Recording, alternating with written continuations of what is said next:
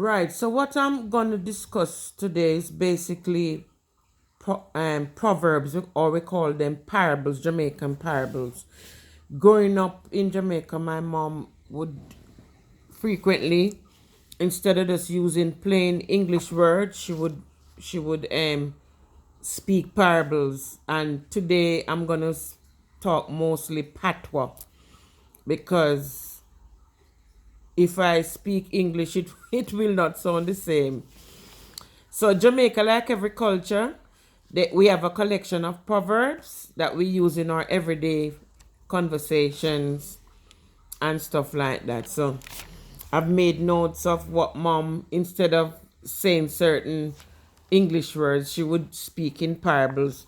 And the bottom line is, mom would say, like, instead of saying be quiet, she would say, shut on the mouth, me ears want eat yam grass. Now, that to an English person would sound strange, and they would wonder what she mean by her ears want yam grass. But that would, and we would understand that we were to be quiet. So shut on the mouth, me ears want yam grass.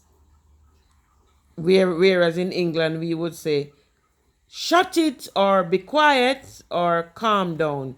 And basically, here in England we got different accent and different dialogues, because if people from Birmingham, we call them Brummies. People from Liverpool, they call them Scousers. And people from London, they mostly speak Cockney, but I'll go into that at a later date. Um, there was one particular dry-foot woman who was very grudgeful and envious. Our mom used to say black people are like crab in a barrel. When they see you sort of thriving, trying to improve yourself, they try to pull you down. So crab in a barrel. So she referred to those type of people as crab in a barrel, people who try to stop your progress. And if you hear she said, if you play with puppy, puppy lick your mouth, that's basically familiarity breed contempt. If you like allow somebody in your space and allow them to get close, then they'll take liberties. Basically, that's just what that is. Mom rarely ever speaks straightforward, plain English, I'm telling you, because she always talk in parables. And she expect you to work it out too. If, like in my case, instead of telling me that I was daring or barefaced, she used to say, puss broke coconut in a me eye. And I used to imagine it. Puss broke coconut in a me eye. And I used to imagine the cat breaking a coconut in my eye. I used to imagine it literally, and it didn't make sense to me. Oh my God, my mother was something else. And basically, back and belly rat is who is hypocritical. They smile in your face and they stab you in your back. Daddy used to say, "Uno broke stick put in all the ears." You broke stick, you break stick put in your ears. Really? So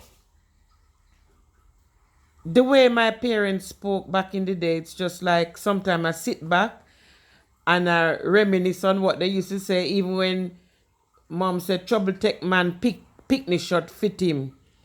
It was the other day when I found myself in problem, then I realized that when you find yourself in an uncomfortable situation, then you have to sort of live with the consequences and find a solution, or find a way out to handle yourself and how to work out the problem.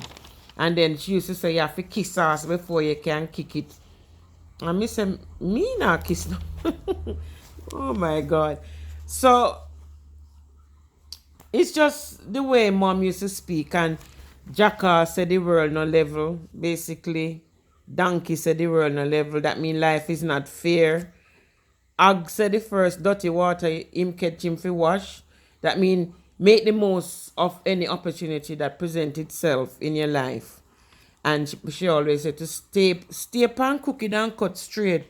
That means if the situation that you're in is not suitable to your liking or your taste, she said grunt and beer. That means you have to content with it, try and cope with it until better come.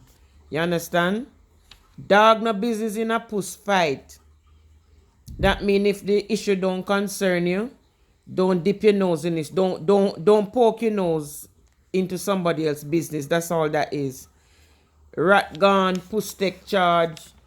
That mean when the owner or the person who belong to that particular address or house is not away, then people just come and take liberties.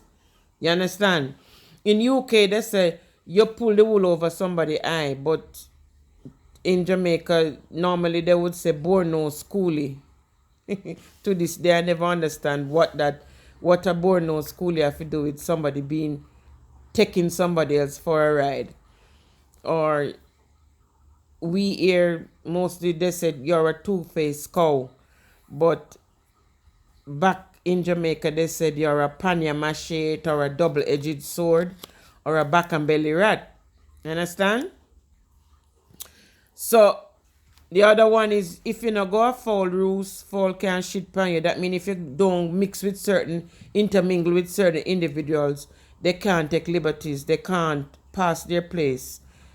You understand me? Disrespect you or say anything negative because you're not going to their home.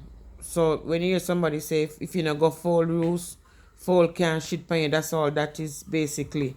But the thing I couldn't understand is when they say your teeth milk out of coffee. I'm used to say that mean it was just a figure of speech. Because nobody can really steal milk out of coffee. That's impossible.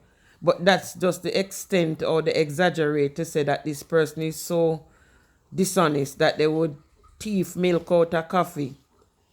And another one that mom always say, cow never know the use of him tail until it gone. It's just basically having a good person in your life and you take them for granted, and it's after they leave, then you realize how meaningful or how important that person was in your life. You understand? And this is the other one. What sweet nanny goat a go run in belly. Or chicken Mary Ark near. It's just anything which appear too good may end up hurting you. So what sweet nanny goat a go run in belly basically is you love something so much that you invest a lot of quality time and into that particular thing. You understand? And then when you realize it's not for you, you understand? So you end up damaging yourself or hurting or defeating the purpose or the whole objective. You understand? One cocoa full up basket. One day at a time. Don't do everything all in one fell swoop. One cocoa full up basket. That means, is in my case, one step at a time. Don't just dive into the deep end and get drowned. Take it one day at a time. You understand? Another parable is thief no love to see thief carry long bag. People will be doing the same thing that you are doing and they'll be criticizing you, but they themselves are doing worse than what you are doing. You understand me? So thief no love to see thief carry long bag, and that's what that one is all about. There's a lot more that I need to tell you, but this is just the first stage because in this segment what I'm going to differentiate between the English and the Jamaican dialect and where it originates from and all that. So keep watching this space because that is my next assignment that I'm going to be doing. So like Mother Dearest used to say, puss broke coconut in my eye. That means me very daring. And no matter what life throw at me, I'm going to keep persevering and keep doing my thing. All right? So enough respect, enough love. Keep subscribing. And I hope you understand. In fact, I'll just wrap up. I'll just give you a...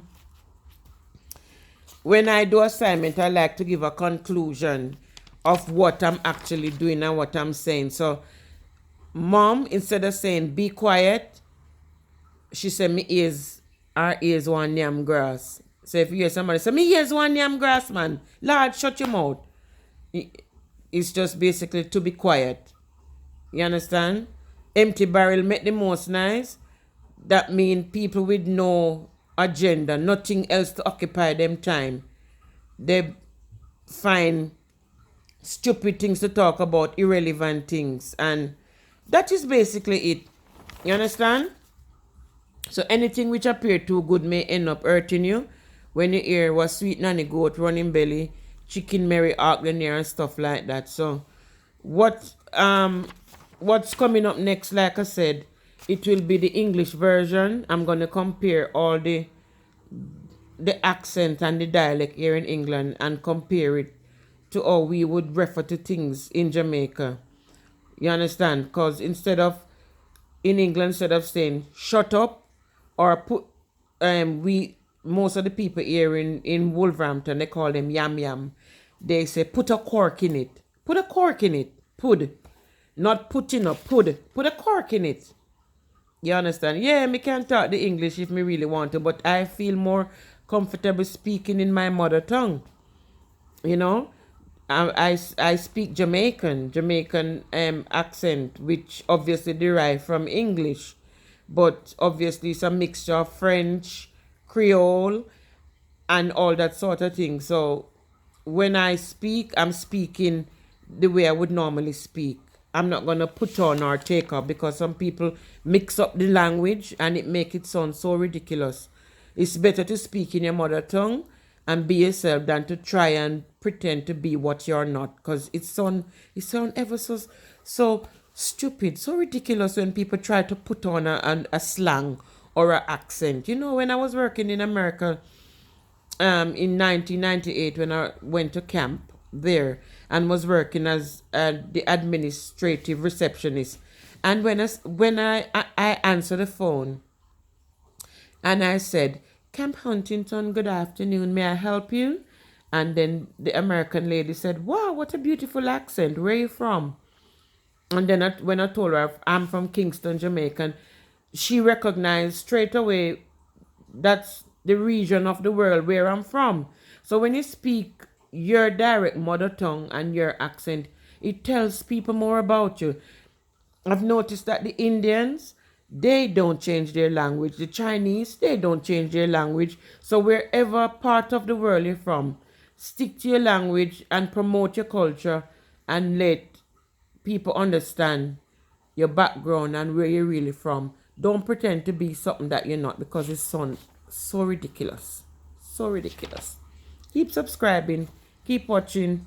Have a blessed day. Thank you.